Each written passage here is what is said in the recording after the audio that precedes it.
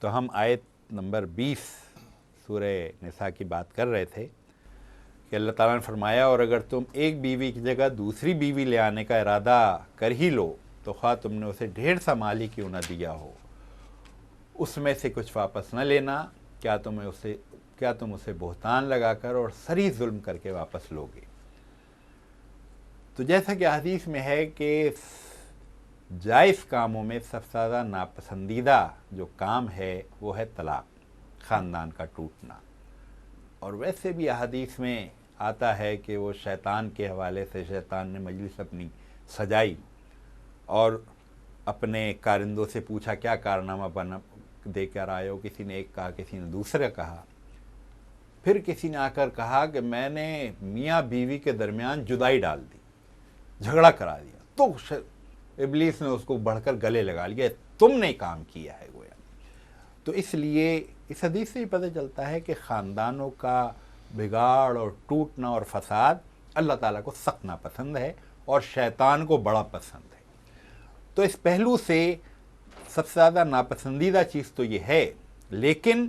انسانوں کی دنیا میں یہ ہوتا ہے، کبھی بالکل ایسے حالات ہو جاتے ہیں کہ خاندان نہیں چل سکتے، تو یہ نہیں ہے کہ بس پھر باندھ کر ہی رکھا جائے، کسی صورت میں طلاق نہیں ہوگی، جیسا کہ بعض جگہ ہے، ہندوانہ معاشرے میں ہے یا اور بھی جگہ کہ طلاق نہیں ہوگی، بس عورت بیچاری بن گئی۔ تو یہ بھی عورت کے حق میں طلاق کرو، آزاد اس کی حیثیت ایک بحال ہو۔ تو اس پہلو سے یہاں جو اللہ تعالیٰ کہہ رہا ہے کہ اگر تم ایک بیوی کی جگہ دوسری بیوی لے آنے کا، یہاں پر اگر میں ایک بات، ایسا نہیں ہے کہ اس کے نتیجے میں کوئی بڑی معاشرے میں اور مسلم معاشرے میں بہت طلاقیں ہیں، یعنی آج بھی پاکستانی معاشرے میں بھی اگر ہم دیکھیں تو طلاق کے 90% شادیاں زندگی بھر چلتی ہیں، وہ مشکل 10% طلاقیں ہو رہی ہیں، جبکہ مغربی معاشرے میں آپ سارے اعداد و شمار دیکھ لیں، کہیں 75%، کہیں 60%، کہیں 65%، کہیں 55%، کہیں امریکہ میں 50% تقریباً ہے، اور امریکہ کا نمبر میرا خیال ہے 25واں یا 30واں نمبر ہے، ورنہ جو اسکینڈینیوین کنٹریز ہے اتنی طلاقیں وہاں ہو رہی ہیں۔ تو اس کا یہ مطلب نہیں ہے کہ طلاقیں یہاں بہت ہو رہی ہیں، بلکہ میں اگر یاد دلاؤں، بی بی سی کی ٹیم کچھ عرصے پہلے یہاں ایک آئی تھی پاکستانی معاشرے میں، سارے ملک میں 6 مہینے تک وہ رہے اور جائزہ یہ لینے آئے تھے کہ ہمارے ہاں تو مغربی معاشرے میں ویسے شادیاں بڑی پکے انتظامات کے ساتھ ہوتی ہیں، ارے دیکھ بھال کے بعد بچے پہلے ہوتے ہیں، شادی بعد میں ہوتی ہے، لیکن طلاق چٹکی بجاتے ہو جاتی ہے۔ یہاں پر تو ماں باپ رشتے طے کرتے ہیں، بیشتر کیسز میں لڑکے نے لڑکی کو نہیں دیکھا ہوتا، لڑکی نے لڑکے کو نہیں دیکھا ہوتا، ماں باپ طے کر دیتے ہیں بیٹا شادی تمہاری طے کر دی ہے، لیکن اس کے باوجود 90% شادیاں چلتی ہیں۔ تو بی بی سی کی ایک ٹیم آئی تھی اور وہ جائزہ یہ لے رہی تھی کہ اتنی لمبے عرصے 90% شادیاں چلتی کیوں ہیں۔ تو اس پہلو سے اس سب کے باوجود کہ اللہ تعالیٰ نے گنجائش دی ہے، لیکن بحیثیت مجموعی صبر اور ضبط کی یہ کیفیت ہے کہ شادیاں 90% سے زیادہ آج بھی مسلم معاشروں میں چلتی ہیں۔ یہ جو آپ سارے طلاقوں کے اعداد و شمار جو انٹرنیٹ پر اٹھا کر دیکھیں، بڑی دور جا کے ترکی کا نمبر آتا ہے، کسی مسلم ملک کا نام نہیں ہے۔ ترکی بھی ظاہر عملاً یورپ کا حصہ ہے، عملاً مغرب زدہ ہو گیا تھا، وہ تو اب پھر سے پلٹنا شروع ہوا ہے، تو وہاں پر اس کا نمبر بھی تقریباً 50واں ہے میرا خیال ہے۔ اس سے پہلے سارے مغربی ممالک ہیں، مغربی یا غیر مسلم ممالک، ان کے یہاں طلاق اس قدر بے پناہ ہے۔ تو اس لیے اللہ تعالیٰ نے یہاں پھر عورت کو سپورٹ کی ہے کہ اگر ایک بیوی کی جگہ دوسری بیوی لانے کا ارادہ کر ہی لو، وہ کہ اس کا گفتگو کا رخ بھی یہ کہ ویسے یہ اچھا نہیں ہے، لیکن اگر تم کر لو تو یہ نہیں کرنا کہ سارا مال واپس لے لیا، جو کچھ دیا تھا واپس لے لیا، اور ایک طرح سے مرد کی مردانگی کو بھی کہ کیا تم یہ سری بہتان، یعنی یہ تم اپنے خلاف گویا کام کرو گے تو مردانگی کے بھی گویا یہ خلاف ہے۔ تو یہاں اس طرح سے اللہ تعالیٰ عورت کا پھر سے تحفظ کر رہا ہے. میں نے اس میں میرے ایک خیال بات ذرا یہ ہے زیادہ کہ بات کر لی. اللہ تعالیٰ نے طلاق ویسے تو خاندان کے ٹوٹنے کا عمل ہے، اور ظاہر ہے اس کے کوئی نہ کوئی وجوہات ہوتی ہیں، اللہ تعالیٰ نے اس کے ساتھ ہدایت کی کہ یہ کام بھی بڑی خوش اسلوبی سے ہونا چاہیے، یعنی یہ کسی پازیٹیو نوٹ پہ ہونا چاہیے کہ جس کے نتیجے میں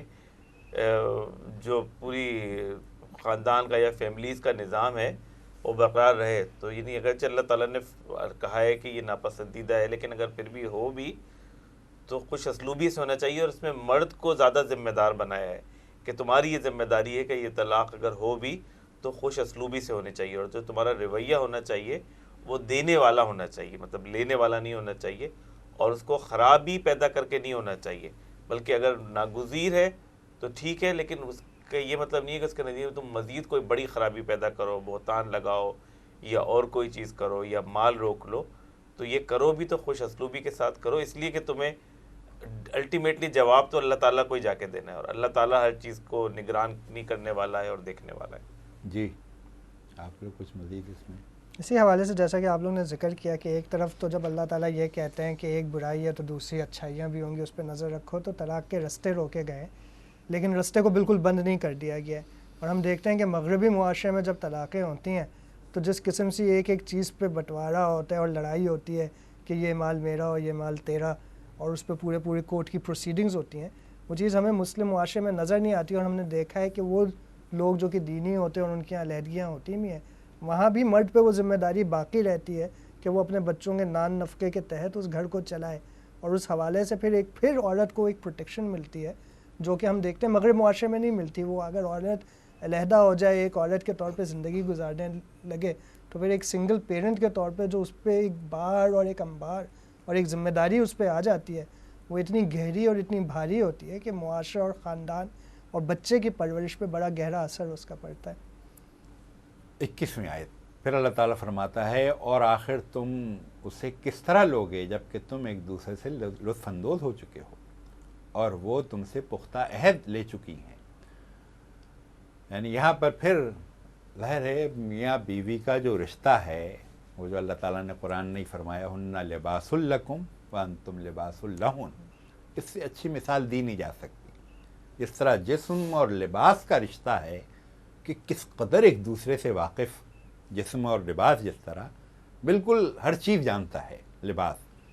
یہ میاں بیوی کا گویا معاملہ ہے. ویسے تم اس قدر قریب رہ چکے ہو، ایک دوسرے کو اس طرح ہر چیز سے واقف ہو چکے ہو، پھر تم اب یہ چھوٹی چکروں میں دنیا کہ یہ پیسے دو اور وہ مال مجھے واپس کرو، جبکہ ظاہر ہے جب شادی ہوتی ہے تو زندگی بھر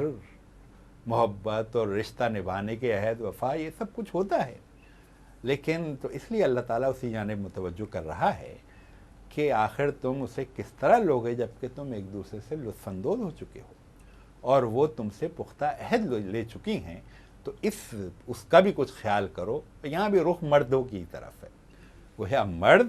یہ مردانگی کی شان کے خلاف ہے کہ وہ ان چھوٹی چیزوں میں اپنی وہ عورت جو بیوی رہی ہو اس کے ساتھ اس سطح پر سلوک کرنے پر اتر آئے. جی اس میں کوئی آپ لوگ اگر اضافہ کمی کریں تو آگے بڑھیں. آگے اس کے بعد 21ویں آیت ہے، اللہ تعالیٰ فرماتا ہے اور جن عورتوں سے تمہارے باپ نکاح کر چکے ہوں ان سے ہرگز نکاح نہ کرو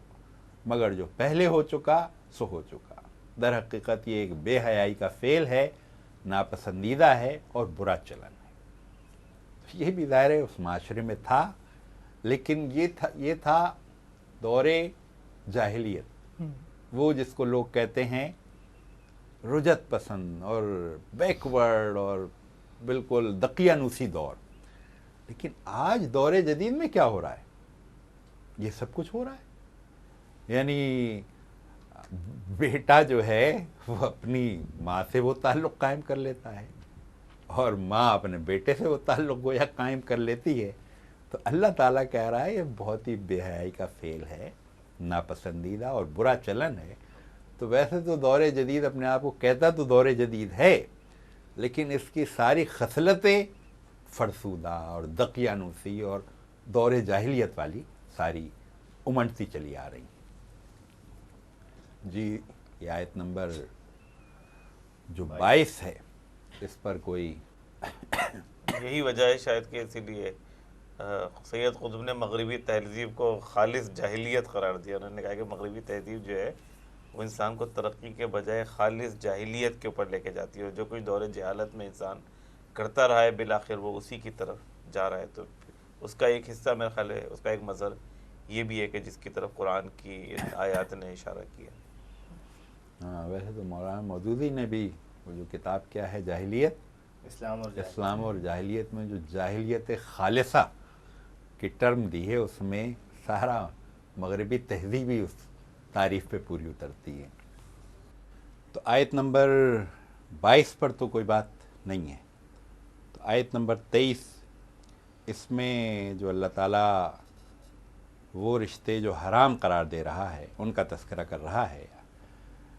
تم پر حرام کی گئی ہیں تمہاری مائیں, بیٹیاں, بہنیں, پھوپھیاں, خالائیں, بھتیجیاں, بھانجیاں, اور تمہاری وہ مائیں جنہوں نے تم کو دودھ پلایا ہو, اور تمہاری دودھ شریک بہنیں, اور تمہاری بیویوں کی مائیں, اور تمہاری بیویوں کی لڑکیاں جنہوں نے تمہاری گودوں میں پرورش پائی ہے, ان بیویوں کی لڑکیاں جن سے تمہارا تعلق زن و شوہر ہو چکا ہو, ورنہ اگر صرف نکاح ہوا ہو اور وہ تعلق قائم نہ ہوا ہو تو انہیں چھوڑ کر ان کی لڑکیوں سے نکاح کر لینے میں تم پر کوئی مواخذہ نہیں. اور تمہارے ان بیٹوں کی بیویاں جو تمہارے صلب سے ہوں,